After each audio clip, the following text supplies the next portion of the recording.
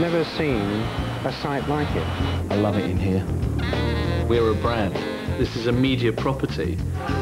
My catchphrase at Charlton is don't do coffee work. I've never met an international goalkeeper before. Well, this will be a quick job. Now I'm making it for the whole club. They've got to break out of the old ways of thinking. This is not part of the script.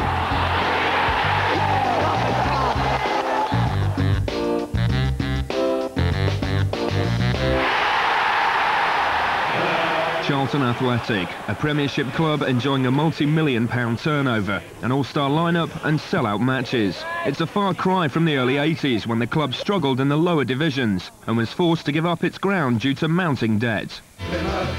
Plymouth Argyle are down in the 3rd division. Despite riding high in their league, their turnover is less than £900,000. Facilities are run down and staff are pushed to the limit. David Saul is Argyle's chief exec, an ex-submarine commanding officer. He's only been in the job for 3 months and is keen to learn more about Charlton's rise to glory. Could Plymouth ever hope to follow in their footsteps? To find out, David's spending 1 week at Charlton, and in return Steve Sutherland, Charlton's assistant to the chief exec, is being dispatched to Plymouth. Welcome, David. Welcome to the Valley. We're desperately proud of this stadium. We've been working on it ever since we came back. We came back to a derelict site in 1992. So there's a huge sense of pride, and you'll notice that, I'm sure.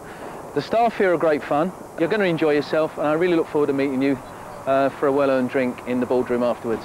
As long as he's buying, that's great. Hello, Steve. Welcome to Home Park. I'm not sure what role the chief executive has up at Charlton Athletic, but let me assure you, down here, he's chief bottle washer and everything else. You're going to meet some great people here, but you're going to be working with some fairly antiquated stuff. And I'm looking forward to my Cuban cigars, my stretched limo, and all the other luxuries that are associated with Premiership. I hope you enjoy my hard chair and my pens and pencils. This is a bit Mission Impossible, isn't it? Your mission, should you decide to accept it. Day 1, and David's arriving at his new workplace. Wow. Well, there's a difference for a start in the ticket office. Ours is not quite so grand as that. There's another difference. They've got a cup. Steve's arrived at Plymouth. Is he already missing the comforts of Charlton? Do you know where the front entrance is?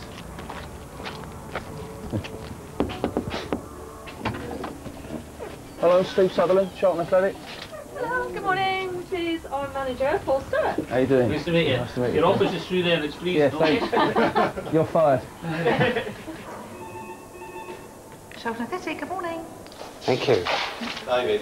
Good David's morning. meeting with Steve's boss, Peter Varney, and he's made an instant impression. Very much indeed. So you've worn Plymouth green for the occasion? Well, they are my club, but not for this week. Where are we going then, Peter? Okay. First, Steve's given the grand tour by the club's longest-serving member of staff, Peter Hall. Now this looks wrong, you know. You're walking along in just your jacket and I've got my great big coat on.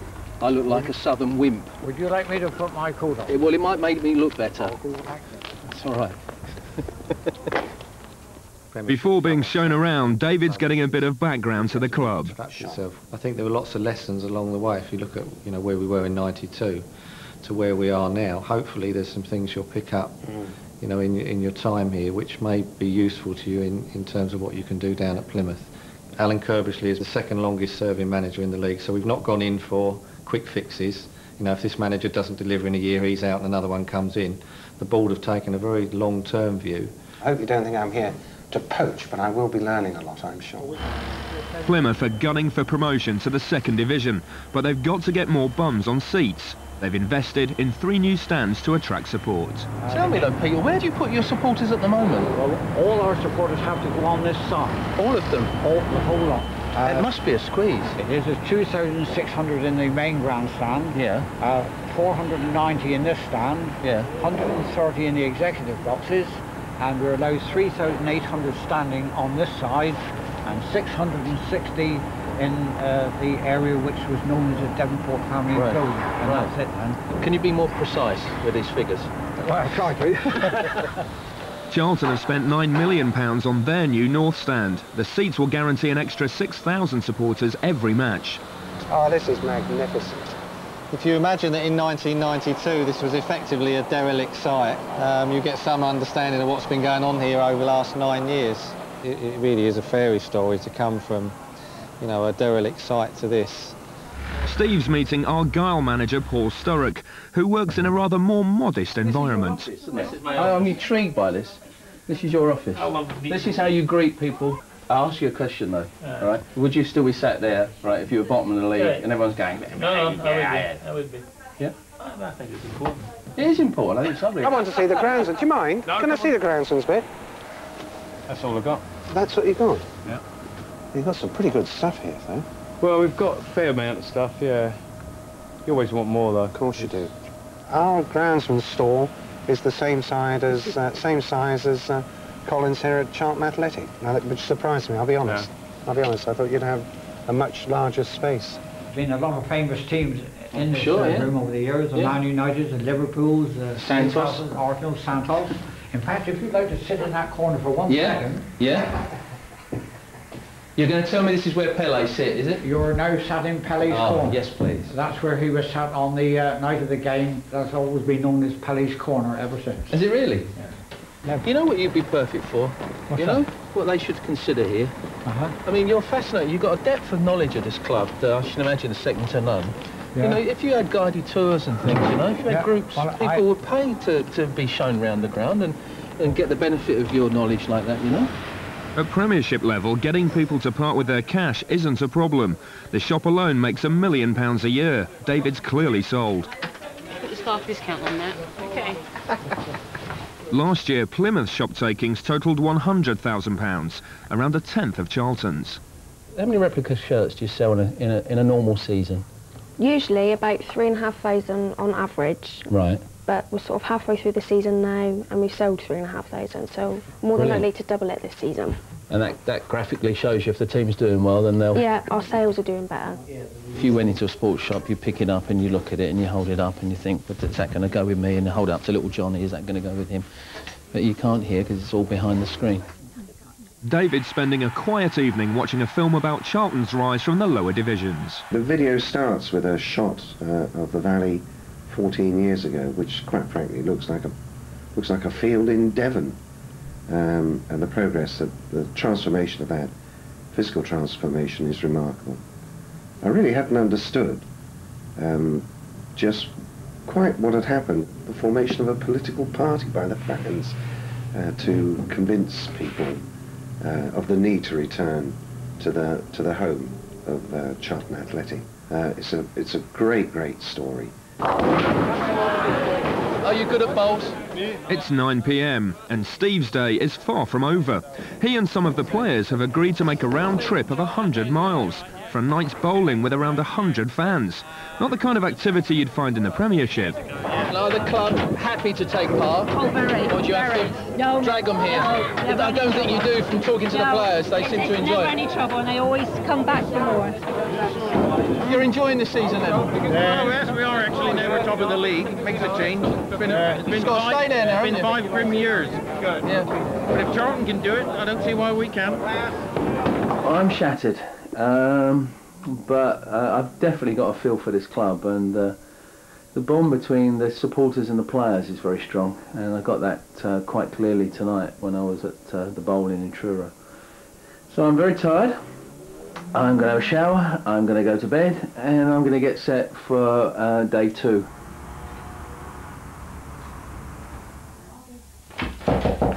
Hello. Excuse me.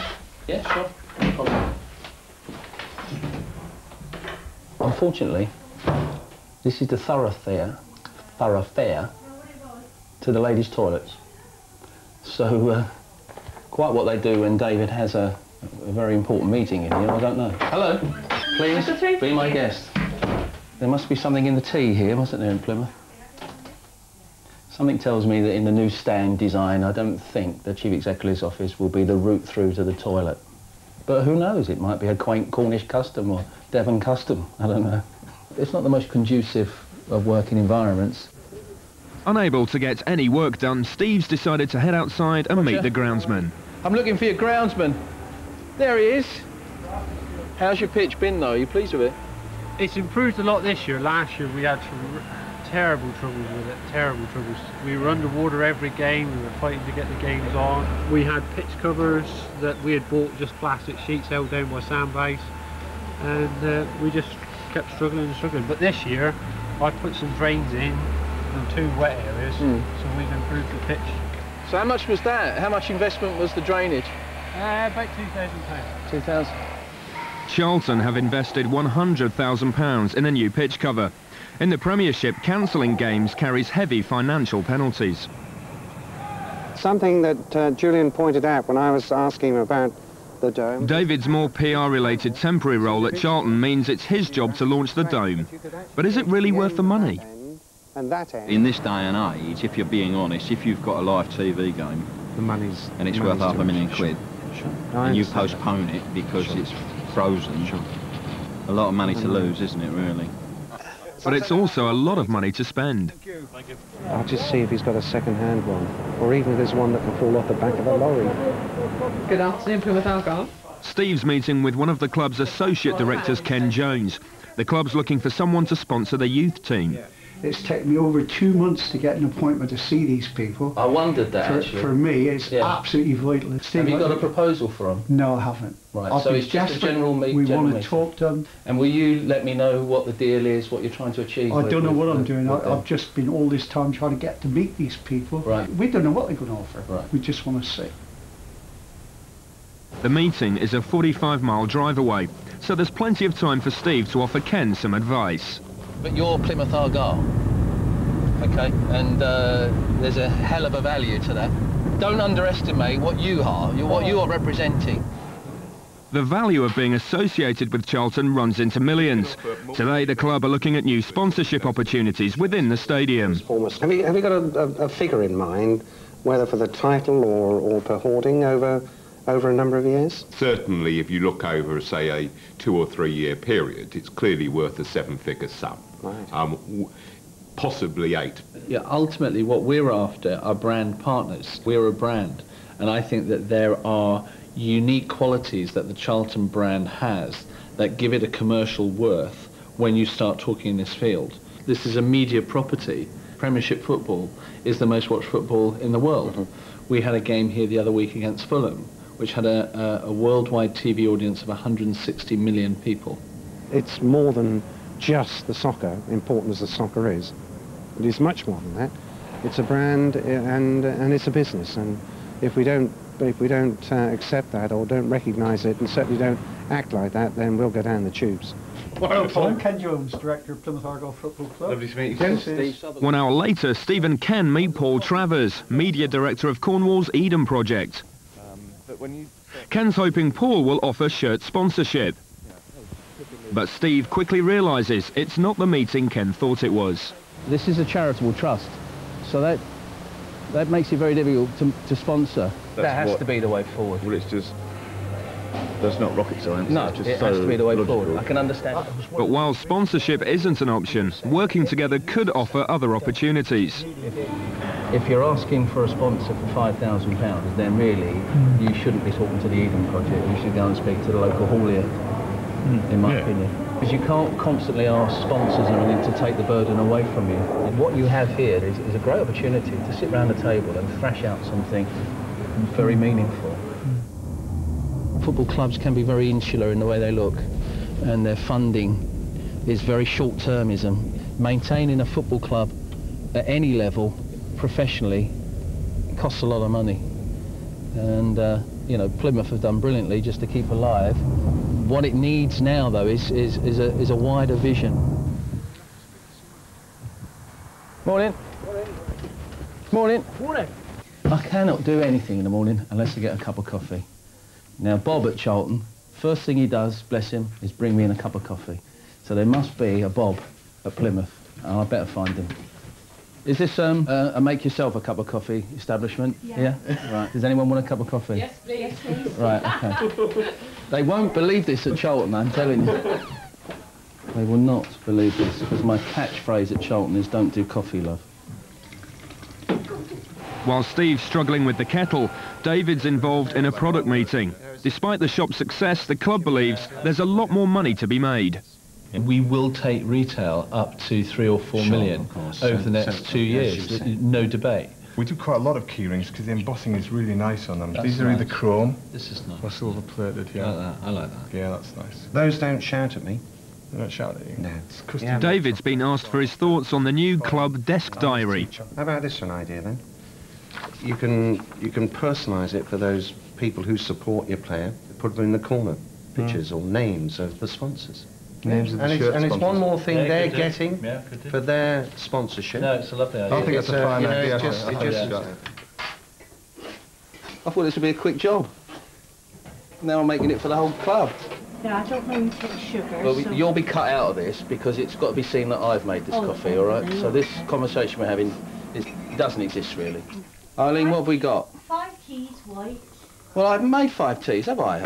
I've made 6 coffees. Teas, yeah. Right. Including the vicar. Including the vicar. There you are, vicar. Thank you very much indeed. You're very welcome. Well, where are we? I'll go back and get my other coffees now. I love it in here. The ticket office manager at Charlton Athletic, he moans about his office. He moans about his facilities. Eamon, have a look round. How would you like to work in here? Things are a bit different at Charlton, where attendance is high and season tickets are big business. What Charlton have got are 21,000 people who put their money where their mouths are at the beginning of the season and come to watch them every game. We haven't got that sort of commitment. Plymouth have only 1,300 season ticket holders. Steve's convinced a little marketing could go a long way. If you get a season ticket holder, you've got him. He's committed to you. You know he's going to come, whatever the circumstances, because he's paid for his ticket. You have that money up front, so we can work because we know we have that many people committed to us. And it's important, absolutely vital, that Plymouth get into that world pretty damn quickly. Success on the pitch is paramount, and Charlton's players are being put through their paces at the club's training facility. Do you have open training sessions? We don't at the moment. It just comes to a stage where the value of people you've got here, you know, there's 40, 50, 60 million pounds worth of footballers running around over there. Yeah. But that's the nature of the business. The Plymouth squad don't enjoy quite the same status. Their combined wage packet totals less than £1 million, and their training facilities leave a lot to be desired. Steve thinks the club needs to invest. They've got to start looking a little bit longer term and putting things in place that will bear fruit later. Yeah. Because, you know, unless you do, you're not going to be able to attract the right players, Paul. David's been introduced to long-serving team member Stevie Brown. You've been with Charlton all your life? Have you? One club 16, man? Yeah, joined at 16. You've been through the dark days of the club as well as the good days, eh? Yeah, I've been here when there's been no money to pay the players, that sort of stuff. So, Yeah. But you hung in there and stayed loyal? yeah. Good on you. Now you got your reward in the Premiership. Yeah, absolutely. Manager Alan Kerbishley has also been with the club for more than 10 years. Well, I have to say, this is a fantastic facility, and until I came here, I wasn't jealous. I had great admiration for Charlton Athletic, but I do have a touch of jealousy on behalf of Argyle I would like for to the facilities you've got here. I would like to stress that what you're seeing here and where we are as a team hasn't come overnight. No, of course not. It's very, very difficult. Sure. I'm sure Mr. Sterrett wouldn't say no to a couple of Charlton's outstanding team. I'd like to think it's the other way round, that one or two of our players are capable of playing at the level that Charlton are playing at. Ex-Dundee United manager Paul Sturrock has recently joined Plymouth. He's already made radical changes to the side. They're all new, right? They've all come together. Yeah. You know, I think we've got 4 or 5 boys from last season, that's it. 29 players, there's about 5 left. So we're all mates together rather than which is great because team spirit is vitally important.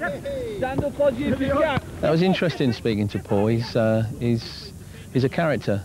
He's got some great ideas, and he was a fabulous player. I think people will remember he played in 2 World Cups for Scotland. I did have a drop of green in my normally blue eyes, and that was with their training facilities. There's just no comparison between ours and theirs. Today, the Plymouth squad are preparing for a long haul north. Tomorrow they'll play Whitby Town in the FA Cup first round. The trip's costing the club £5,000, something Steve thinks could have been avoided. Could have got this sponsored. If you'd have created a package for a couple of sponsors, 3 or 4 people, you know, to go on the team bus, fly with a team, stay in the team hotel, chat with the directors, perhaps lay the kit out with your kit man in the next morning, sit in the director's box, fly home. People would pay for that, and it would cover all your costs. Well, got to try.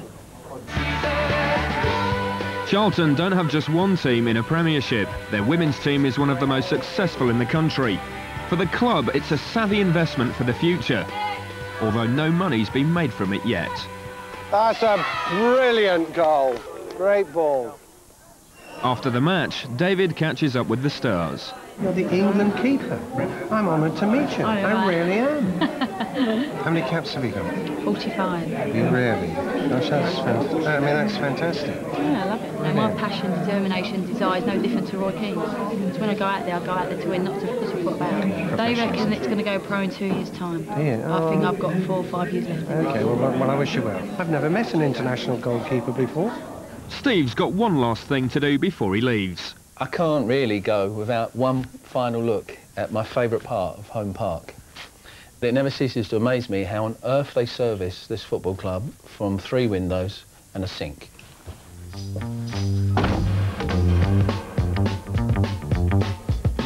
It's the first time the Plymouth team have flown to a match, and the local press are giving them a bit of a send-off.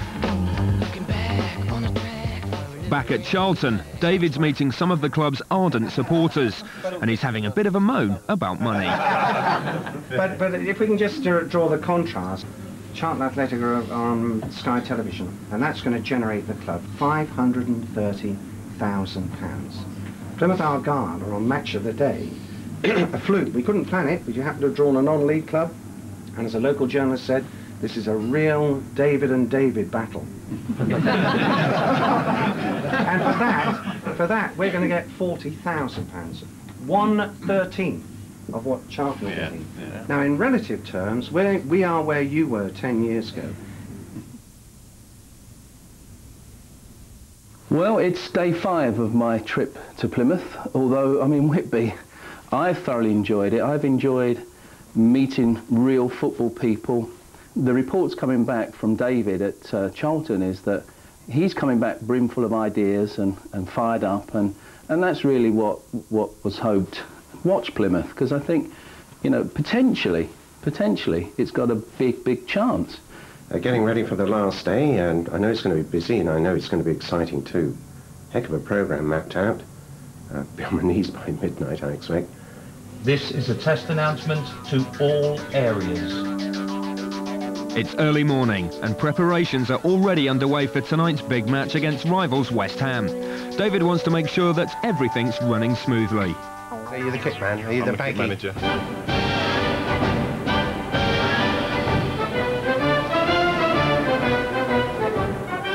At Whitby Town, there's a good turnout for the club's biggest match in recent history. Beating Whitby shouldn't be a problem for Plymouth. The club lies 2 leagues below them. But this is the FA Cup, and no team can afford to be complacent.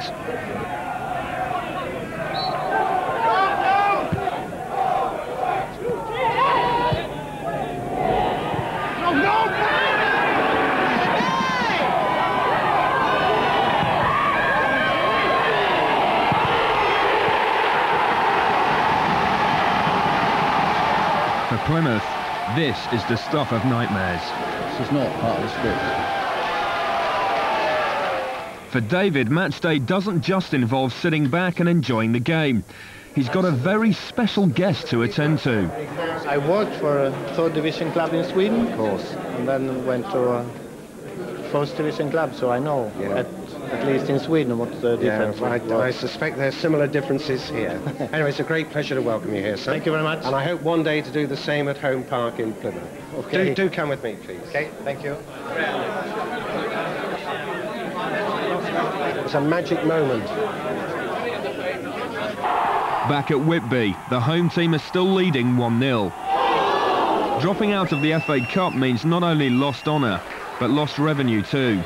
so neither team can afford to lose. But maybe things are looking up.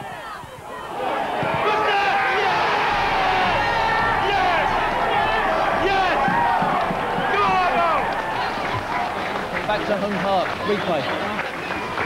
That's the FA Cup. At Charlton, the ground's filling up as the players prepare to do battle against arch-rivals West Ham. For David, there's one last duty to carry out. Then all that's left to do is enjoy the match. Come on, Charlton. Go on, Jason.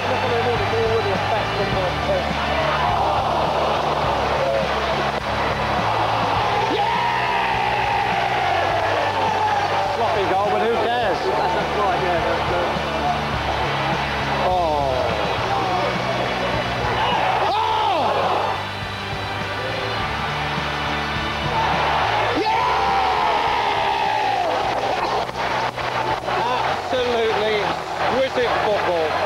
After a breathtaking 4-4 draw, David pauses for thought. The further the week went on, the more stark the differences became apparent to me. Got to get the finances right. Without the financial support and stability, it's going to be awfully difficult to consolidate and get out of the league we're in at the moment. The sums of money involved are just huge, but it's a fact of life. We know that that's a challenge, and it's something we're going to have to rise to. It's time for Steve to meet Plymouth chairman Paul Stapleton. And David's catching up with Peter Varney and chairman Martin Simons. What's the main idea you take back, do you think, David? I think actually something that I've noticed, and I've noticed many super things about your club, but the fact is you've got stability there. You're not where you are because you've had 9 managers in 10 years. You're where you are because of the great efforts of the board and the support of a whole heap of people. But one of the main reasons here is because you've got Alan Kirbishley. I think you must market season tickets. Create this demand, you know, get their money up front, get them to commit to you. You're committing to them. You're spending fortunes on the team. You're spending fortunes on the stadium. Let them spend relatively, let them spend to commit to you. Please don't forget where you come from, because if you do that, it would damage football, and we're not about that. We're about preserving a fantastic commodity. On the pitch, we've got to achieve, but we've also got to keep the spirit of the club and stay the club of the people. I've also detected a little bit of we're only Plymouth, we're little Plymouth, you know, a little bit of apology for, and really it's time now to talk it up. Shows me the sorts of steps we've got to go and take in order to be a Premiership club. There's no point in being a yo-yo club. We want to be up with you guys. My dream now is to see you in the 3rd round. Charlton against Plymouth? Yeah. Yeah, great. Look forward to that. Great. Well done. Cheers. Thanks. Thanks very much. Welcome back to Charlton Athletic. Thank you. I thoroughly enjoyed myself. Did you? Your club. Oh, superb.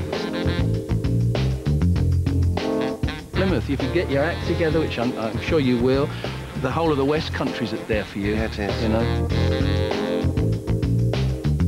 The players I spoke to seemed very focused and very, very up for Plymouth Argyle. What do you think of the atmosphere at the Valley? Fantastic. Special, isn't it? And Plymouth are definitely my second club now. And Charlton are mine. Oh, well, that's the best end to it.